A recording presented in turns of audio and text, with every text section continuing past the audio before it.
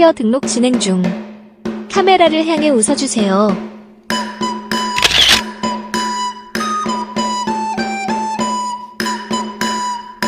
등록이 완료되었습니다.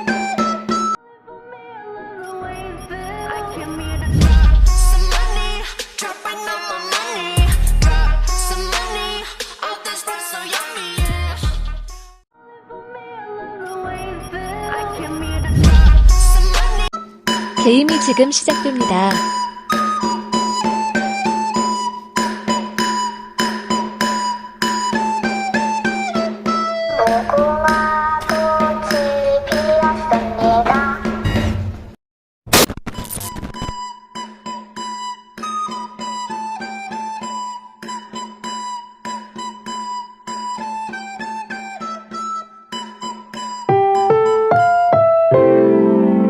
Programang ito ay rated SPG, striktong patnubay at gabay ng magulang ang kailangan. Maaaring may masiselang tema, lengguwahe, karahasan, sexual, horror o droga na hindi angkop sa mga bata. Good morning, ma'am. Good morning, classmates. This is our report. Ano, nagulat kayo, no? Sana all nagigising na sa katotohanan, di ba, na hindi ka na niya makakita. Hindi, joke lang. Our report is all about the gender self. The assigned topic to me is all about the basic biology of human sexual behavior. My topic under of the basic biology of human sexual behavior is all about the development of secondary sex characteristics. While the primary sex characteristics are those that present at birth, while the secondary sex characteristics are those that appear during puberty. So, guys, yung first characteristics daw of birth, the first primary sex characteristics daw is yung present nung pinanganak tayo. Kumbaga, kung ano yung katawan natin nung maliit tayo, di ba lahat ng katawan natin nung maliit tayo, maliliit. I mean, hindi naman sa maliit. What I mean, maliit is hindi pa siya nag-grow. Ayun ang first primary sex characteristics natin. While the secondary sex characteristics were all about my topic is all about when nag-grow ka na. Hindi mo napapansin, lumalaki din yon, nag-grow din yung sa katawan mo, hindi mo lang napapansin, pero ayun yan. I-discuss ko din yun mamaya. So, ayun. For males, testes begin to secrete androgens. But first of all, what is androgen? What is androgen? Androgen is any natural or synthetic steroid hormone that regulates the development and maintenance of male characteristics in vertebrates by binding androgens receptors. What is the function of androgens? Androgens are crucial for males and sexual and reproductive function. They are also responsible for development of secondary sexual characteristics in men, including the facial, the body hair growth, and the voice change. Androgens productions by testes is fairly constant. Males are capable of sexual activities without regards to biological cycle. The following changes on male may be noticed. The external genitalia, which is the penis. Next, body, like shoulders. Shoulders will be broadened. Muscle mass. Also the hair. Magkakaroon na kayo ng balbas dyan, guys. Yung balbas nyo dito. Napapansin nyo ba yon? Dati, ayaw nyo nun. Pero hindi nyo napapansin, nagkakaroon na kayo nun. Kaya yung iba sa atin ngayon, na college na, yung iba po nag-aahit nun. Pero yung iba naman hindi, binimaintain nila yun. The back ones, yung meron kayong buhok dito sa likod, di ba? Yung dito sa likod. Like yung nasa picture. Third is the mental. Mental will be more aggressive sexual interest awakens. Di ba dati, aminin nyo man sa sarili nyo or hindi, dati kapag nakakarinig kayo about ng sa sex, sabihin nyo, o kaya kapag nakakita kayo ng ibang bata or ibang matanda na something na may makita lang kayo, di ba, issue agad na, yak, ba't kayo nanonood niyan, kadiri, ganon. Yung mga bata pa kayo, sabihin mo, meron pa kayong pa-effect na patakit-takit pa ng mata kapag minsan may kissing scene sa TV, di ba? Di ba? Di nyo napapansin yan dati. may pa-effect pa kayo na, hala, ba't ka nanonood yan? Kadiri yan, ganyan. Fast forward mo, ganun. Pero ngayon, syempre lahat naman tayo, nilalahat ko na, syempre lahat naman tayo, nakakaranas ng ganon.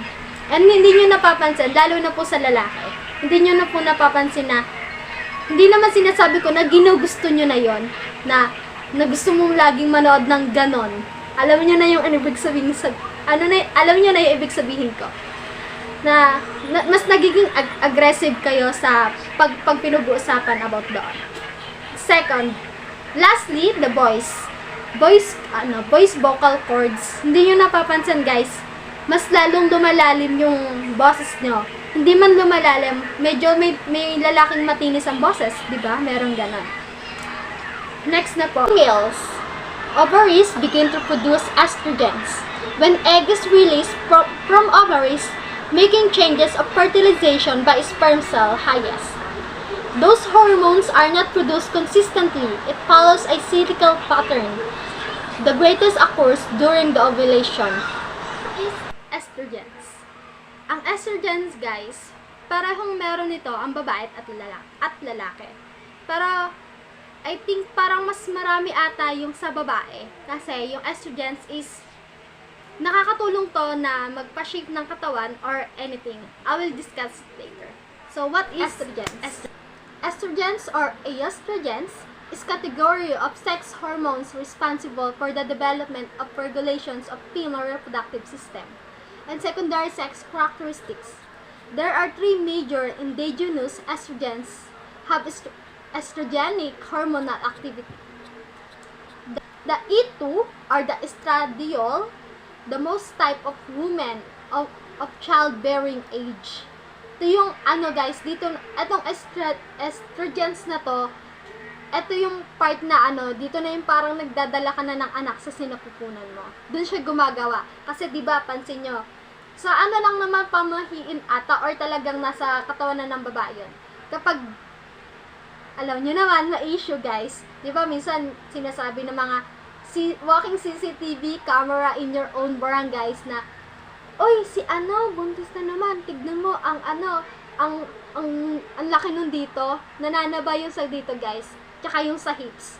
Ang alam ko, parang, kung tama ba, kung dito ata, pag nangangapal yung ganito, is yung yung babae ata. Kapag sa baywang naman, or sa hips, lalaki. Okay, ayun yung first E2 estrogen type in women. The E3 or estriol type is the main estrogens during pregnancy. Yun na nga yun, guys, yung, di ba, pansin nyo kapag may buntis na babae, malaki yung katawan, nananaba, especially nananaba yung babae kapag lalaki yung nasa sinapupunan. The E1 or the estrone or the E1, the only estrogens your body makes after menopause when menstrual period stop. So that's all the three main types of estrogens in our female reproductive system. What does estrogens do to our body on female version? Hindi ko sinasabing female version kasi wala nito yung lalaki. Feeling ko rin naman meron nito yung mga lalaki, pero konti lang sa lalaki, konting percent lang ganon. So, what does estrogens do to our body or to your body in female? In addition to regulating the menstrual cycle, estrogens affect the reproductive tract, the urinary tract, the heart, the blood vessels, the bone, the breast skin, mucous membranes, and pelvic muscles, and of the brain. By having estrogens helping our body for females, helping our body to more curvier than the men by making their pelvis hips wider and their breasts grow. So estrogens helping our body to pansin niyo ba kapag nag-exercise kayo, yung alam niyo yung nilalagay sa bewang, kasi meron kami nun, hindi ko alam yung tawag. Yung nilalagay sa bewang na trinay ko yon kasi may nakita ako sa TikTok na for 24 hours ginawa yan, tapos medyo lumiit yung bewang. ginawa ko yon guys na, ginawa ko yon and medyo lumiit yung bewang ko ng that time lang. Kasi after na kumain ako ng marami. Yan. Isang patunay na meron tayong estrogens na hine-help yung katawan natin na maging curvier than the men. Kasi men, kahit anong pagpapalit ng bewang nila, kung yun lang, kung sa apat na amount lang yung meron sa katawan nila, hanggang dun lang yun. Huwag na natin ipagpilitan yung ayaw. Boys, joke lang. So, ayan. Ayun ang natutulong ng estrogens sa ating katawan at ano ang ginagawa ng estrogens sa ating katawan. Changes on female may be noticed of the following. The external genitalia, the size of the breast, the vagina, and next one is the internal genitalia, the size of the uterus. Guys, from the word itself, alam din naman natin ang pinagkaiba ng external sa internal. Yung external, ito yung nakikita natin physically, and the internal is yung nasa loob. Size of the uterus. Next is the body. Shoulders will be narrow, hip broad, tight coverage, and the arm coverage, broad curving angle. Diba? Yung sa katawan naman natin, pag nag-exercise ka, tinutulungan din tayo ng androgens or estrogens. No. So, ulit. Tinutulungan ng ating katawan sa ating body, kapag nag-exercise tayo, tinutulungan ng estrogens ang ating katawan para mas mapabilis yung pag-shape ng ating katawan sa ating gusto. Yung shoulders natin will be narrow. Kung pansin nyo, kung bata pa lang kayo, di ba, akala nyo ganun na kayo. Pero hindi nyo pansin kapag ngayon tumatanda na tayo, lumalaki na tayo, yung normal na braso natin ganito na, di ba? Sumunod, the hip broad. Yung sa hita, dati sobrang payat mo. Dati yung parang, ako kasi napansin ko nun sa sarili ko nung sa ages ako between 10 to parang 13 to 14. Sabi ko sa sarili ko, kahit anong kain ko, hindi ako tataba, ganun.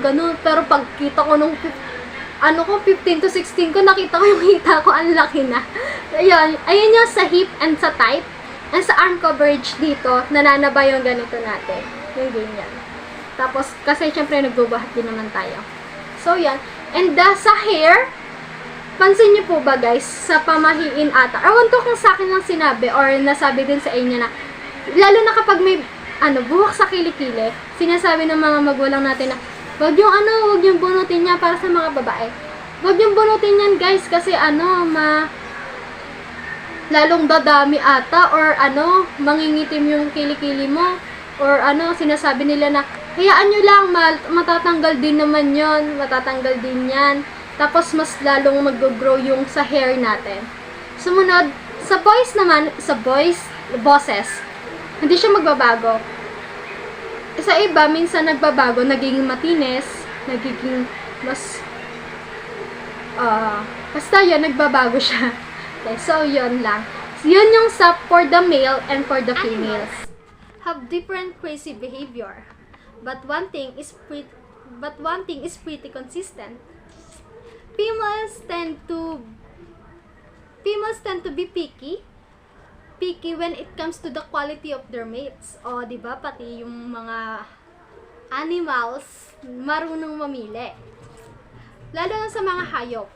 Lalo na kapag sa mga hayop na marunong silang namimili, kasi meron sabi dito na when it comes to the quality of their mate, because the female have only limited number of eggs that spend in high amount of energy developing those eggs. So she wants to be fertilized by the high quality ones. So yon, sinasabi na hindi lang ang tao ang marunong mamili. Namimili din yung mga aso, hindi lang natin alam kasi usually kadalasan sa mga aso, kala nyo na, di ba, lagi kayo nakakita sa aso sa mga kanto or sa mga kung saan-saan na aso na ganon, nagaganon. So, yun, hindi natin alam na yung babaeng yon na ginanon or ginaganon is namimili din sila. Hindi lang sa aso, lahat ng uri ng hayop, like ng pusa, ng tigers, ng sea lions or the zebra, lahat kangaroo, ganon lahat. Lahat yon namimili din ng their mates kasi yung sa female is meron lang silang limited number of eggs or limited number of eggs when that she spend high amount of energy developing those eggs na ginagawa niya pa ng mataas na pag yung gusto niya lang talaga dun sa lalaking yon na hindi siya napilit. Kadalasan kasi sa mga aso nakikita natin na parang pinipilit lang ganon na yung sapilitan. hindi natin alam kung sapilitan ba yun or talagang ginusto din nila. So, ayun na pati yung mga animals ay nagiging picky din pagdating sa pagiging partner nila kasi halos nauubos yung isang energy ng isang hayop sa paggagawa nun ng those fertilized eggs na pwedeng makabuo ng baby animals. My next topic is about the human sexual response cycle. First, excitement. Usually referred to as a desire phase. Sexual urge occur in response to sexual or fantasies. Excitement. Sa lahat naman siguro, when it comes to the right age, excitement. Di ba? So yan guys. Direct to the point na tayo kaya meron akong MTRCB na SPG ngayon. Pagpasensyahan nyo na, ito kasi talaga yung topic. So, sa excitement, pag pinag-usapan natin excitement, sa lalaki ko na lang i-explain. Sa lalaki, kapag excitement, kunyari, may sinagsabi, uy, pre, chicks, ganon.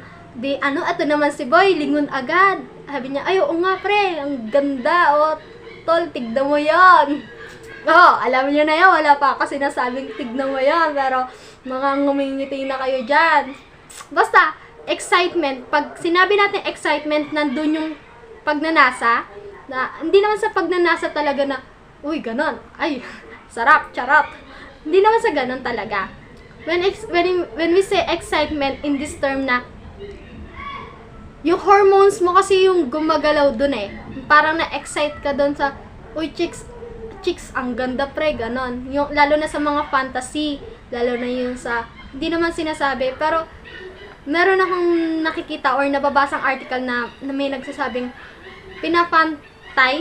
pinapantasya yung isang picture ng babae. Meron nga kung naalala ko lang, meron nga sinabi si ma'am na hindi porket mahal mo, bibigay mo agad. Kahit nandun yung pagnanasa ng lalaki na sinasabi kahit, uy babe, send ka naman ng picture, ganyan. Kung mahal mo talaga ako, ganyan. Kung hindi ka magsisend, mag-break tayo. Eto naman si ate girl, nandoon. Nandun na yung excitement ni boy. Kasi, alam niya magsisend si girl. And, ayun na yung sinasabi kong excitement. Next will be arousal. A subjective sense of sexual pressure or psychological signs of arousal. In males, penile-tumescence or the increased flow of blood into the penis.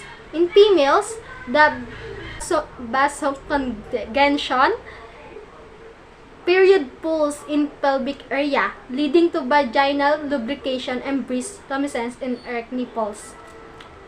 Sa arousal naman, dito yung nasa-sense mo ng psychological sexual arousal in males. Na yung sa penis, yung sa blood ng penis, parang ganun yung sa arousal, yung kapag excite ka or yung sa part na yung tapos ka na magpantasya, tapos mo na gawin yung that thing. So, ayun. Sorry po, caution lang or warning. Sorry sa mga words and basta yun. 2. Outlateo is the brief period occurs before orgasm. Orgasm or orgasm. Sa example nito sa person is an example of play 2 effect is when someone exercise fails to be an effective as in the past. Similar to the concept of diminishing returns. A person enters into a period when there is no improvement or decreased performance. Yon. Next will be orgasm. In males, feelings of inevitability of ejaculations, followed by ejaculations. In females, construction of walls, the lower third of vagina.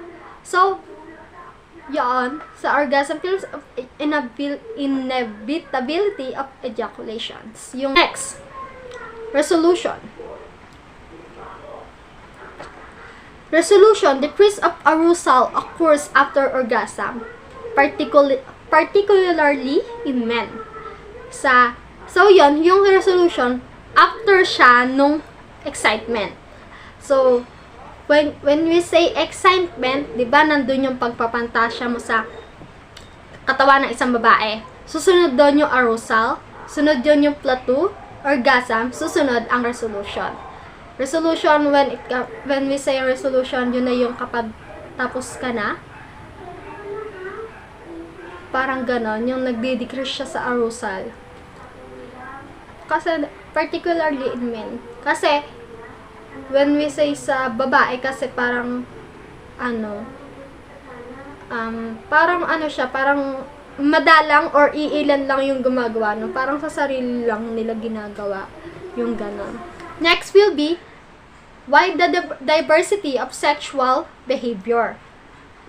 The core attraction that form the basis for adult sexual orientation typically emerge between middle childhood and adolescence.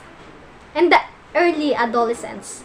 Sa nangyayari to, yung yung sexual behavior is na nangyayari sa middle childhood and the early adolescence.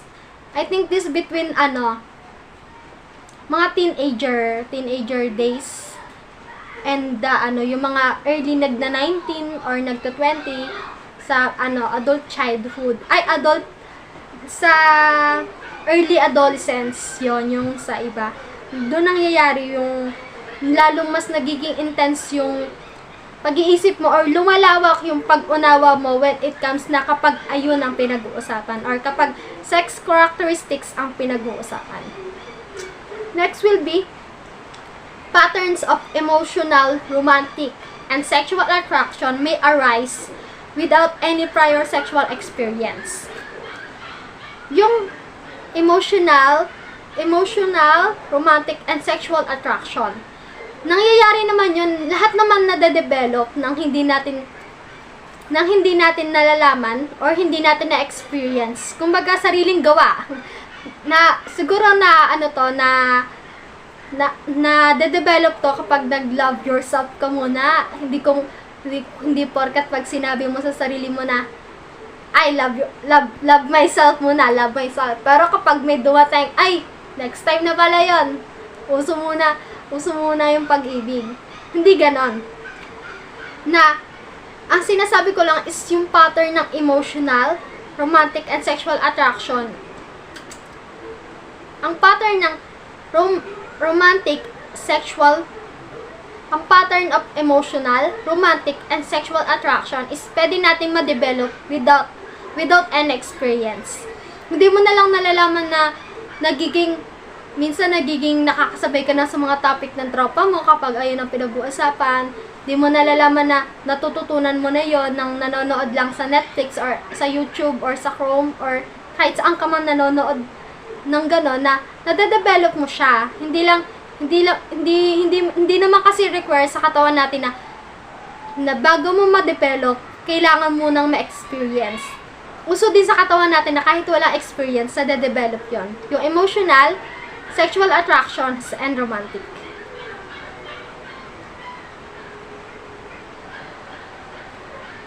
Research indicates that sexual orientation is a fluid for some people.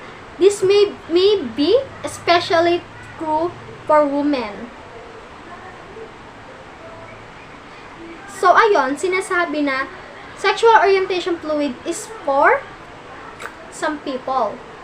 Sexual fluid. Hindi naman to literal na tubig. Hindi to literal na fluid as in yung tubig or ano man yung iniisip nyo. Ito yung sinasabi na hindi naman lahat ng lalaki puro ganon. Meron din yung babae. Meron din pagnanasa yung babae sa lalaki. Hindi lang natin, syempre hindi naman sa bawal. Syempre minsan nakakahiya ding aminin na, uy, pinagdanasaan ko sa ganyan. Pero syempre ang weird din naman kasi kapag sinabi mo yung word na ganon. Sinasabi lang dito na based to some research, women, sexual orientation fluid for some people. Some people may be women and men. Next, possible genetic, hormonal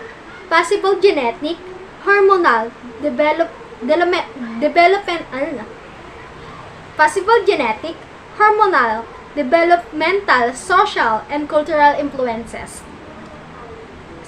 Sexual behavior, nakakuha din tayo ng sexual behavior sa possible genetic na pwedeng napasa din sa atin or namana rin sa hormonal or nasa katas na ata ng lamang loob. Ewan ko kung tama yung term ko, pero parang naririnig ko lang yun sa mga matatanda.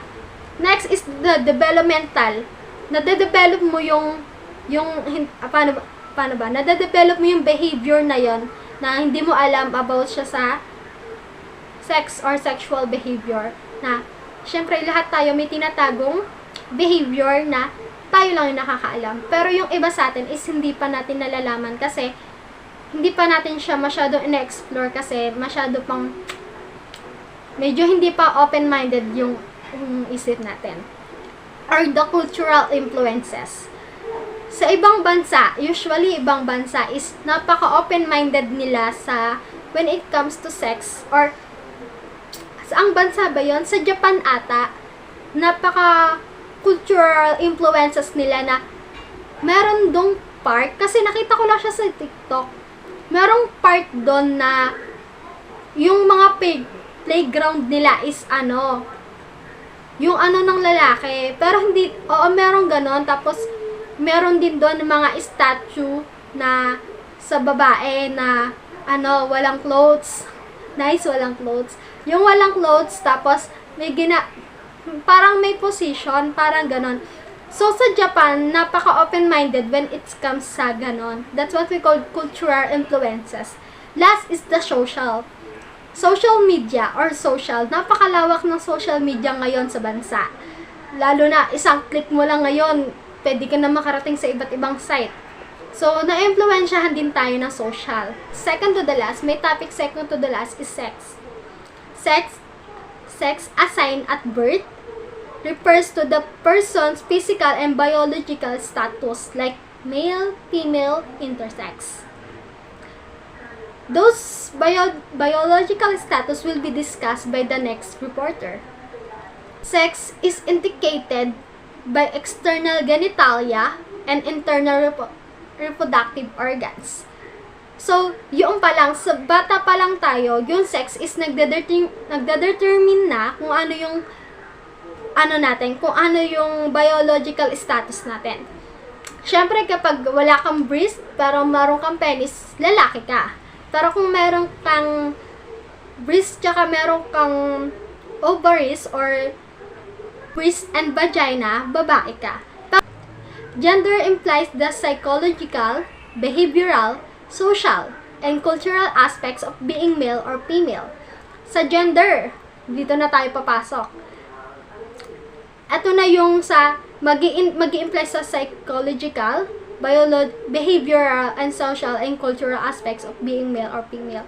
Dito mo na yun nga yung case na sinasabi ko na meron kang katawang pang lalaki at babae, pero yung puso mo, babae talaga.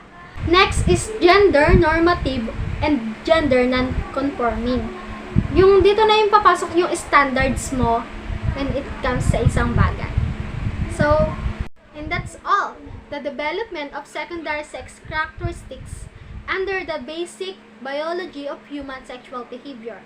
The next topic will be reported by the group of Ariel Namok, which is all about the gender of the sexual orientation. Good morning everyone, I'm Ariel Namok and I'm going to continue our report, Sexual Orientation and Gender Identity. So first, what is sexual orientation? Is a person's sexual, emotional, romantic attraction to another person.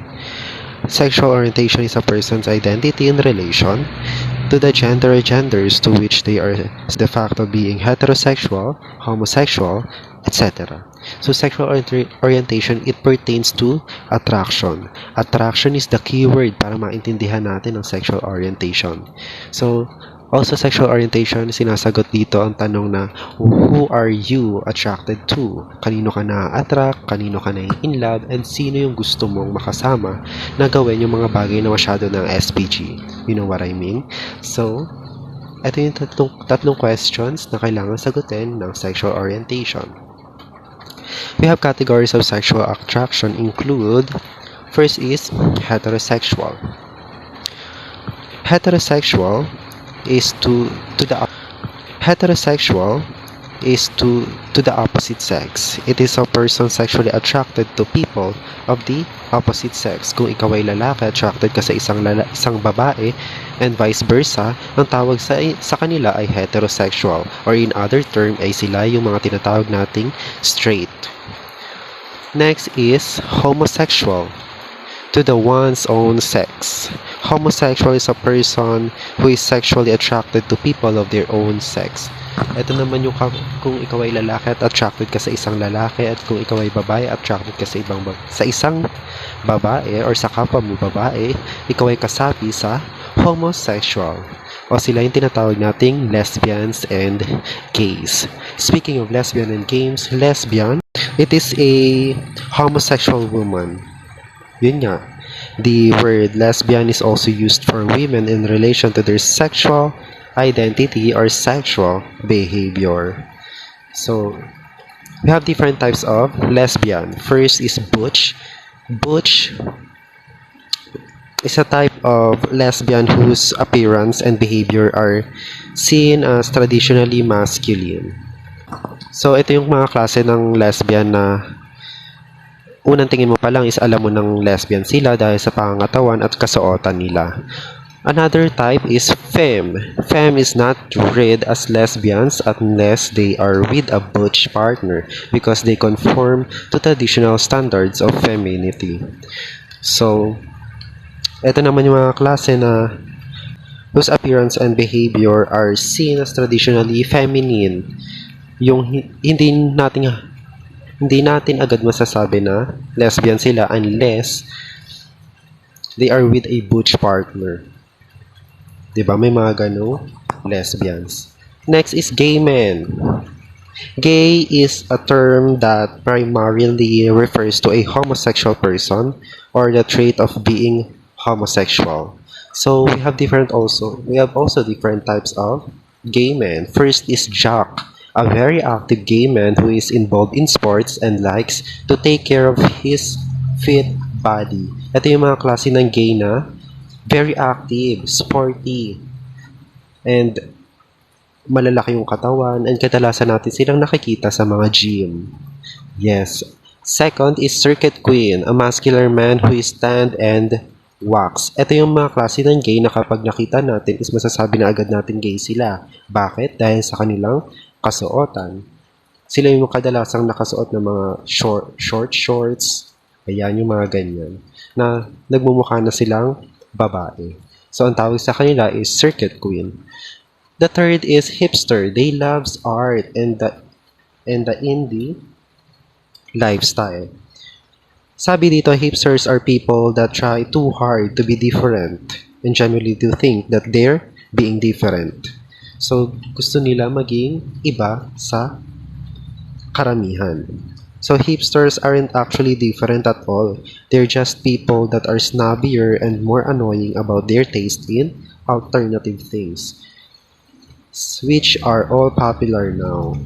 Hipster pride themselves on liking things that no one else likes and normally only really like them because they think no one else likes them and that they're being unique. So hipsters wants to be unique. Gusto nila naiiba sila sa karamihan. And the last is show queen, a gay man of any age and body type. So, ito na yung lahat na. A gay man of any age, kahit anong edad, kahit anong body type. To continue the report, here's Heart Ashley Villanueva. Good morning, everyone. My name is Heart Ashley Villanueva, and this is my report. To both sexes, bisexual. Alternating bisexual. One relationship at a time. The first might be exclusively straight, the next is gay, and vice versa. So in alternating bisexual, you may have relationship with the man, then kapag nag-end na yung relationship nyo, babae naman yung magiging kapartner mo, then after na lalaki ulit. So vice versa siya. So number 2, circumstantial bisexual. Primary heterosexual but bisexual because of circumstances. When we say heterosexual, it is when a person is sexually attracted to people of opposite sex. Pero dito, they will choose the same-sex partner only in a situation that they have no access to other sex partner, such as kapag nasa jail ka or nasa military ka. Number 3, concurrent relationship bisexual. Have primary relationship with one gender but may multiple casual relationship with partners of other gender. Dito naman, it's possible na emotionally attracted ka to one gender and sexually attracted ka to another gender. So number 4, conditional bisexual. We switch sexuality for personal gain. Dito is either straight or gay yung isang tao, pero mag-switch ng relationship with another gender for a financial or career gain or for a specific purpose. For example, is yung mga young straight males who became gay prostitute or yung mga gay women na kinakasal sa lalaki in order to gain acceptance from family members or to have a children. So number 5, emotional bisexual.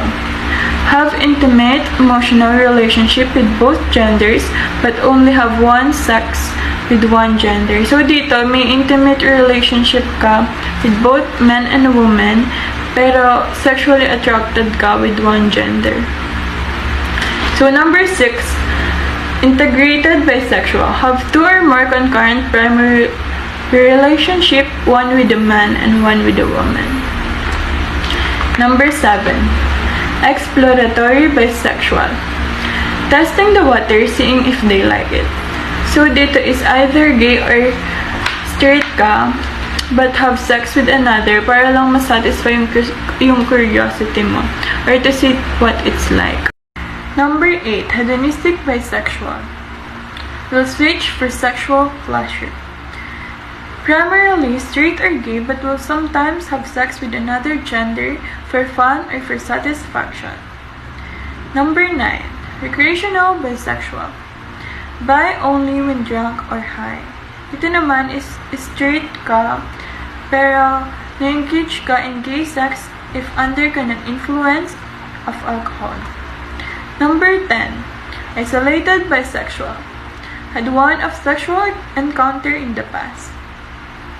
Dito naman is kapag straight or gay ka ngayon, pero marami ka ng sexual experience with another gender in the past. Number 11, motivational bisexual. Will go by to satisfy a partner. Ito yung straight women who have sex with other women para lang ma-pleasure yung male partner nila. Number 12, transitional bisexual. The one going through a phase. Identify as bisexual while in the process of being straight to being gay.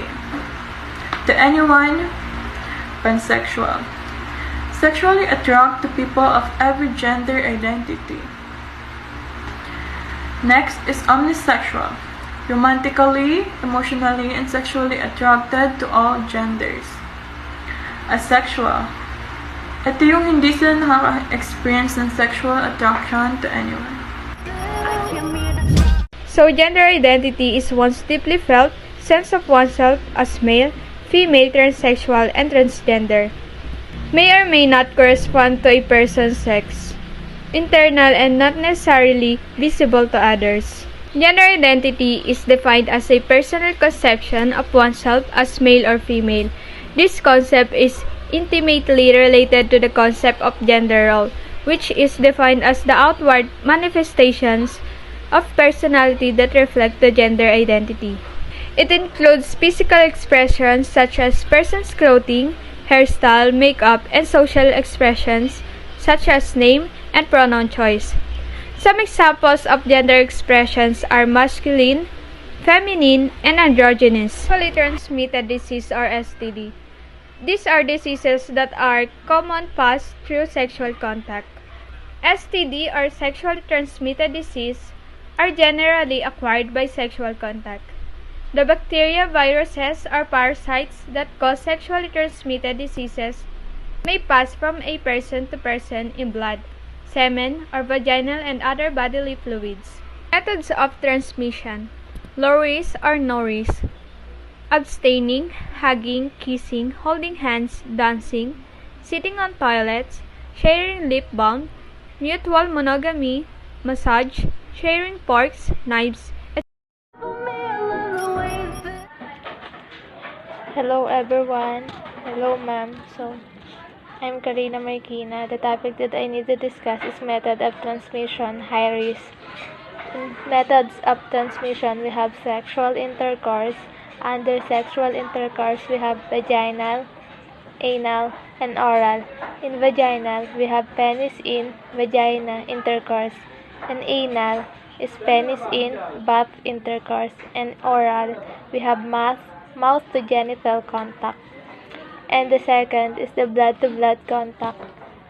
Yung blood-to-blood naman po is yung blood po ng isang tao na may hepatitis C would have to get into the bloodstream, cut or open wound of someone else.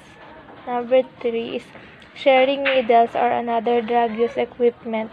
Dito naman po, kunwari preparing drugs with syringes that contain infected blood, sharing water to clean infecting equipment. Like, kunwari kapag ang syringes na tuturok sa'yo is meron pang natirang blood ng isang taong merong infected blood. So, ibig sabihin, pwedeng malipat sa'yo yun. Or kaya, yung ginamit na equipment na huhugasan mo is ginamit din sa equipment na gagamitin sa'yo. That's why, pwede ka rin magkaroon ng HIV. So, avoid shared needles or other injecting equipment. Number 4 is tattoo or body piercing. So, dito naman sa na to is, if the equipment used to create your tattoo is contaminated with infected blood, you can contract various blood-borne diseases. So, dito din, ganun. Kapag kunwari, yung mga ginamit sa yung equipment sa pagtatato or pagbubutas ng tenga or kahit sa ang part ng katawan mo is nagamit ng isang taong may sakit or may infected blood, that's the reason na pwede din lumipat sa iyon. Next is the infected mother to her baby. Kunwari yung nanay is may HIV, so HIV can cross the placenta habang pinagbubuntis niya yung baby and also infect the baby during delivery. So, dito naman tayo sa bacterial versus viral STDs. Bacterial STDs include chlamydia, LGB, gonorrhea, and syphilis. So, dito, can be treated and cured with antibiotics. So, maaaring gamutin at mapagaling gamit yung mga antibiotics like azithromycin and ceftriaxone. Untreated infection can cause PID, infertility, and epididymitis. So, yung mga untreated infection can cause PID or pelvic inflammatory disease, a serious condition in women. And then infertility, it is defined as not being able to get pregnant. Third is the epididymitis. Yung epididymitis, nanggagaling siya dahil sa gonorrhea and chlamydia. So let's move on to viral STD. So viral STDs include HPV, HIV, and HSV. So let us first discuss HPV. Yung HPV po is different or iba po siya sa sakit or sa virus na HIV and HSV kasi itong sakit na to is sobrang bilis kumalat from sexual skin-to-skin contact with someone na meron pong sakit na to. You get it when your vagina, cervix, or penis or anus touches someone else's genital or mouth and throat, usually during sex. Pwede ka pong magkaroon ng HPV even though penis doesn't go inside the vagina, anus, or mouth. Kasi nga po, sobrang bilis kumalat itong sakit nito, even skin-to-skin contact lang po. So, next is the HIV. So, HIV attacks the body's immune system. So, yung HIV po, once na nagkaroon ka po nito, ang mas inaano po nito yung immune system ng isang tao. Kaya po pag nagkaroon ka nito is talagang babagsak yung katawan mo or talagang sobrang hina ng katawan mo. So, kapag hindi po naagapan to ng medication, it can be lead to AIDS. Next is the HSV. So, HSV is the blistering to form in our mouth, the throat, the mouth or genitals. So, yung nasabi ko pong sakit na or disease na HPV, HIV, and HSV, there is no cure o wala po silang gamot and medication available to treat symptoms only. Ang tangi lang pong pwede sa kanila is yung medication lang. Medication available lang po yung medication available, pero yung magagamot lang po is yung sintomas lang talaga ng sakit. Pero yung mismong disease po is hindi. Yun lang po. Thank you. Sexually transmitted disease or STD. What is STD and how it is passed or transmitted? So, when we say sexually transmitted disease or STD, these are the diseases that are most common passed through sexual intercourse. In order for the transmission to occur, it is necessary to have a body fluid with the germ in it and a way of spreading the germ from one person to another. So, when we say STD or sexually transmitted disease, these are the diseases caused by having a sexual intercourse with someone who is infected. In some cases, some kinds of STDs are transmitted through skin-to-skin interaction, but most severely cases are transmitted through an intercourse because it is where both subjects exchange body fluids that carries the spreading of the methods bacteria. Of transmission. It is the spreading event in which the virus or the bacteria is transmitted. There are two types of methods, the low risk and the high risk. In the low risk, it happens when abstaining, hugging, kissing, holding hands, dancing, sitting on toilets, sharing lip balm, mutual monogamy, massage, sharing forks, knives, and other utensils. In the high risk, it happens when sexual intercourse, in particular vaginal, anal, oral, blood-to-blood contact, sharing needles or another drug use equipment, tattoo or body piercing, infected mother to her baby. Good morning everyone, I am Liza Nicole Villanueva and I will discussing the bacteria versus viral STD. What is bacterial STD? It includes just about every kind of other infection. As you can guess, bacterial STDs can caused by bacteria that enters the body through skin contact or body fluid. On the other hand, viral STD also enter the body through skin contact or body fluid. Pwede pong matransfer yung STD or yung bacteria to the other person sa pamamagitan po ng skin-to-skin contact or body fluid.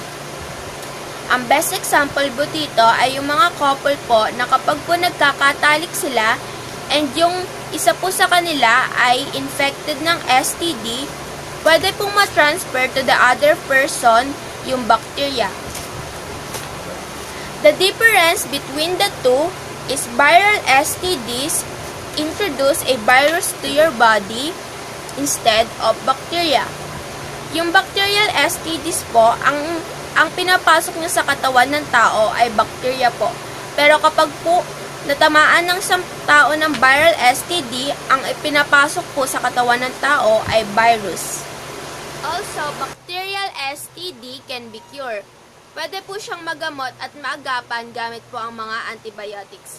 Pero kapag po siya ay pinabayaan lang at hindi po siya ginamot, pwede siya mag-cause ng PID for women or pelvic inflammatory disease, kung saan po may infect po yung woman's reproductive organ.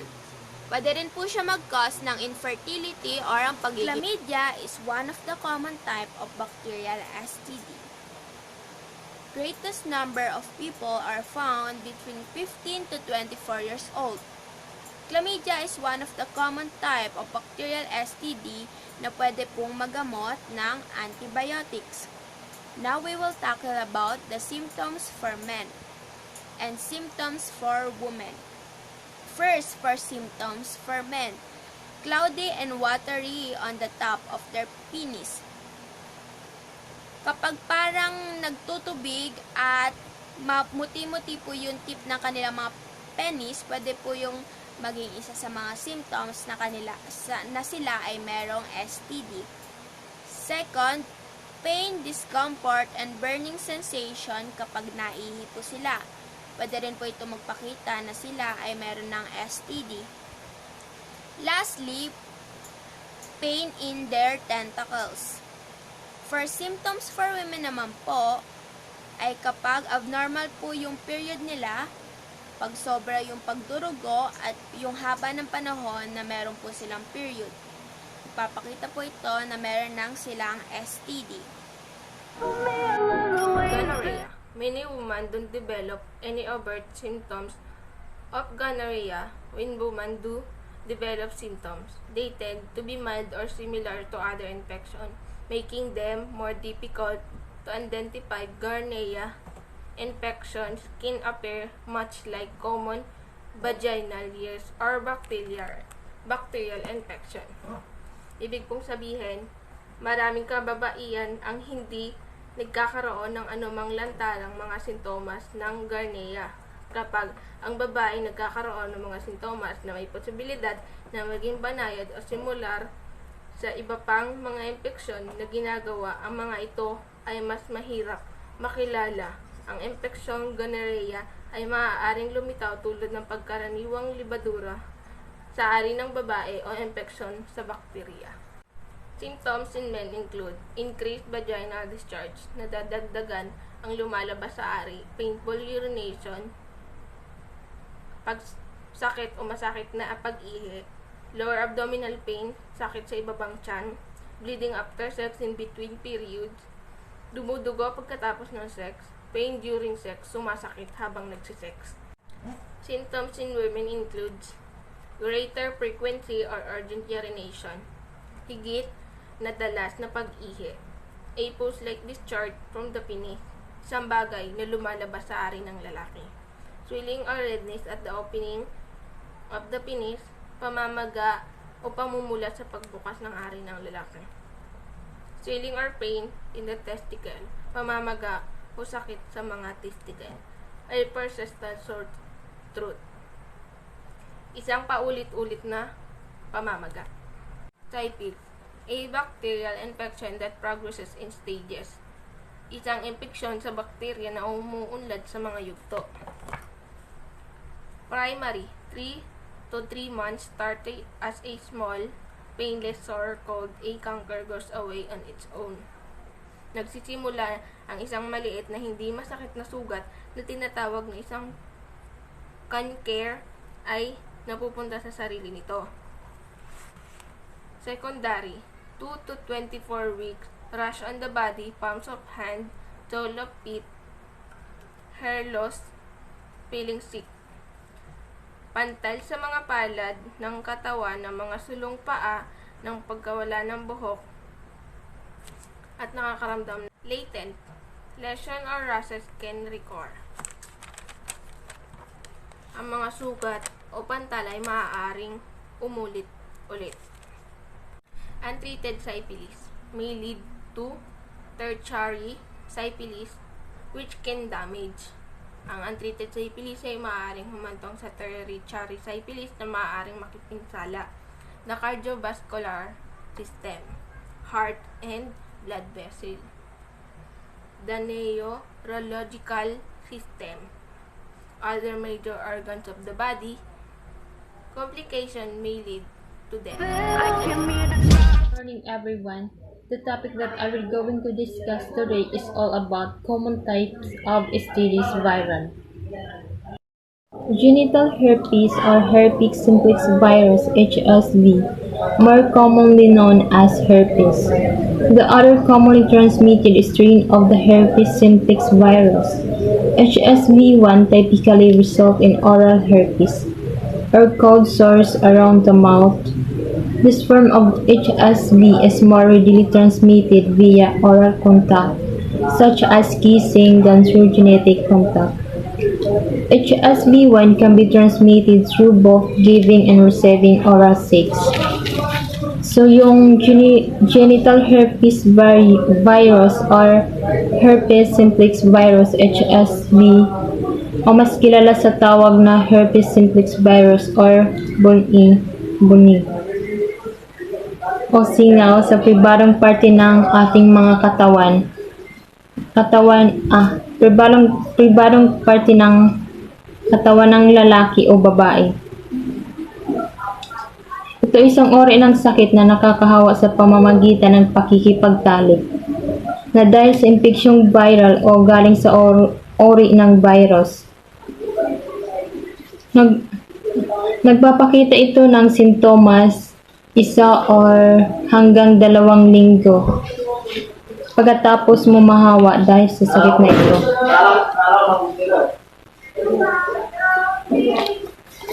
There are two types of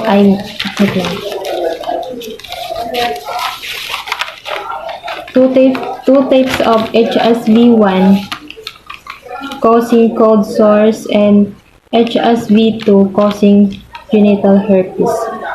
It is a viral infection causing outbreak of painful sores and blisters, spread through direct vaginal, oral or anal sexual contact with an infected partner. Also transmitted by receiving oral sex from partner with a history of cold sores. So, yung HSV1 is nakukuha siya sa pakikipagtalik sa pamamagitan ng pakikipaghalikan, torrid kissing or yung tongue to tongue o dila sa dila na may kasamang singaw, laway o kaya oral sex or fellatio.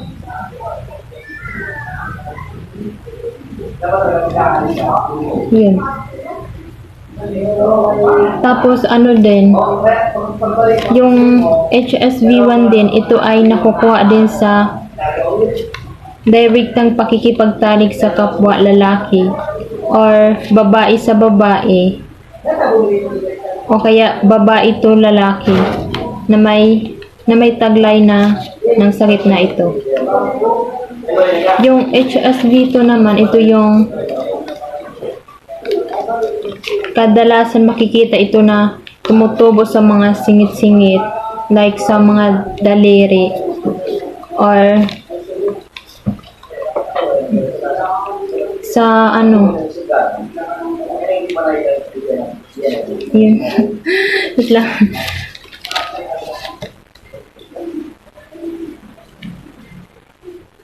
Ayun, sa mga pribadong parte ng ating mga katawan.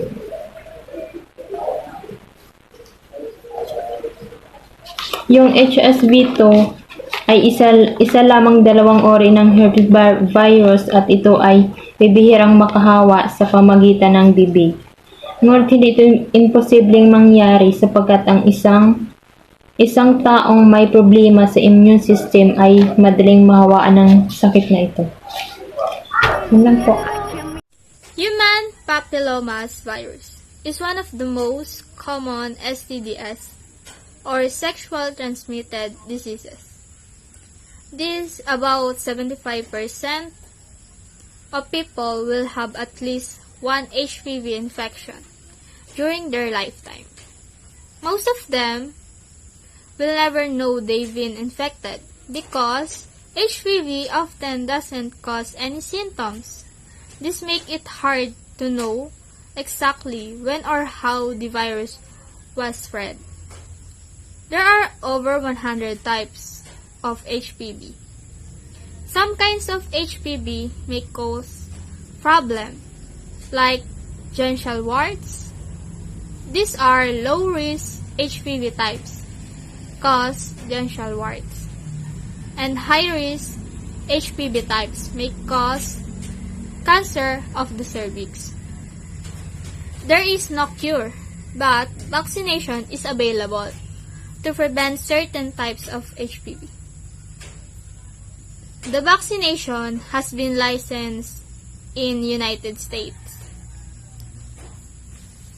There is a small chance that someone might still get genital warts after having all their HPV vaccine shots. The vaccine protects against 90% of the HPV strains that cause genital warts. But there are lots of different strains or types of HPV, and the vaccine cannot protect against them all. How can I prevent HPV without vaccine? Use condoms and or dental dams every time you have vaginal, anal, or oral sex.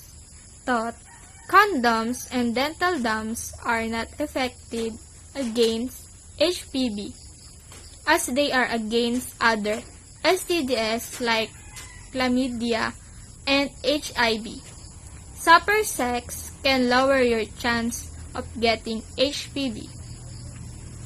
Many people with low-risk types have no symptoms. Other HPV types may cause warts on cervix,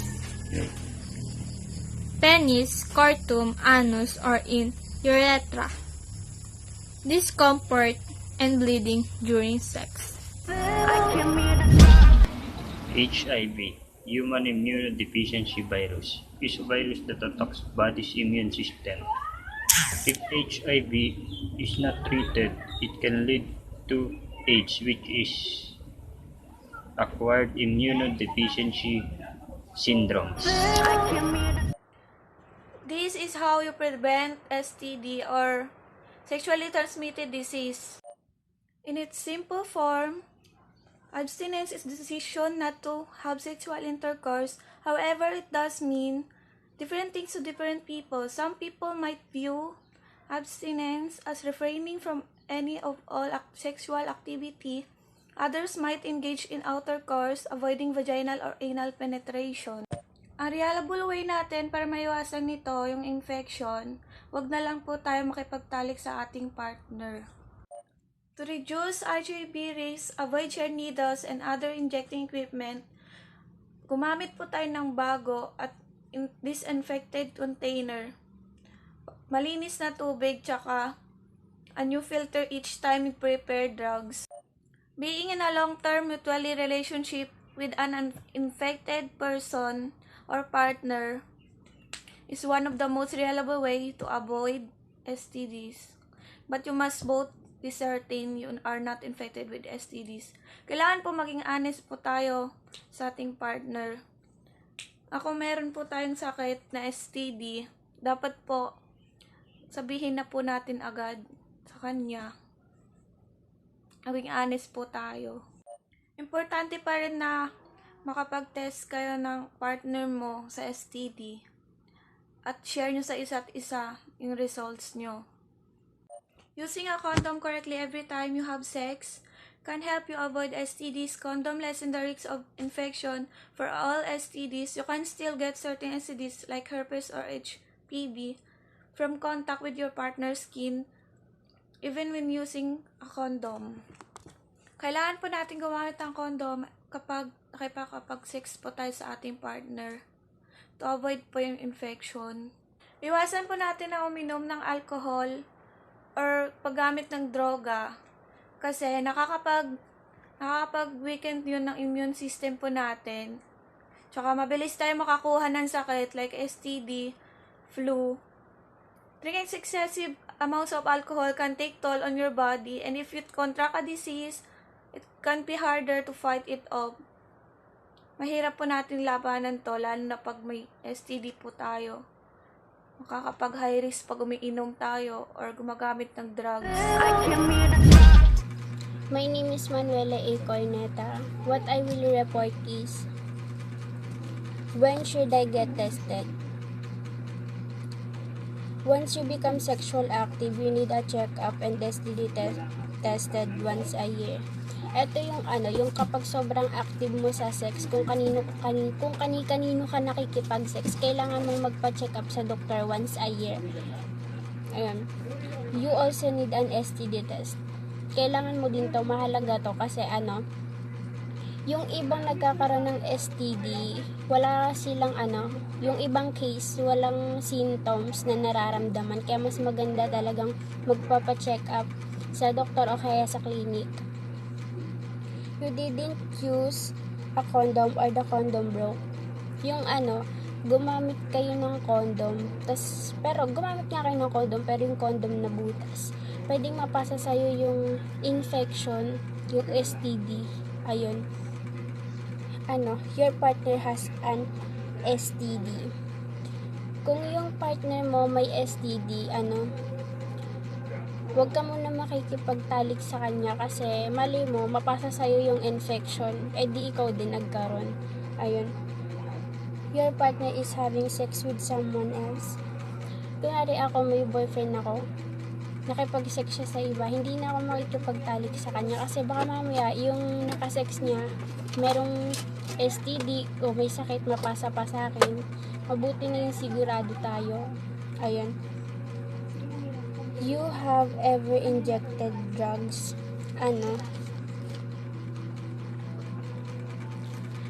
Ang drug ay isang paraan ng pagpapakilala sa isang gamot na daluyan ng dugo sa pamamagitan isang tuturukan ng karayong sa balat natin.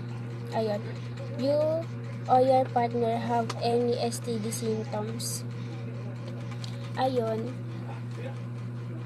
Pag ganun, may nararamdaman kami parehas. Siguro magpapa-check up kami parehas para alam namin yung gagawin namin pag meron kami ng STD o kaya kung ano ba yung pwedeng gawin para mawala yon. Tapos, you have been raped.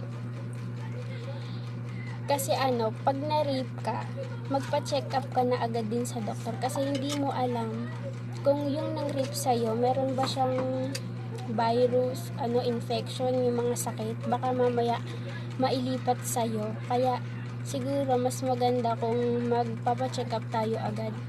Ayun lang po, maraming salamat po.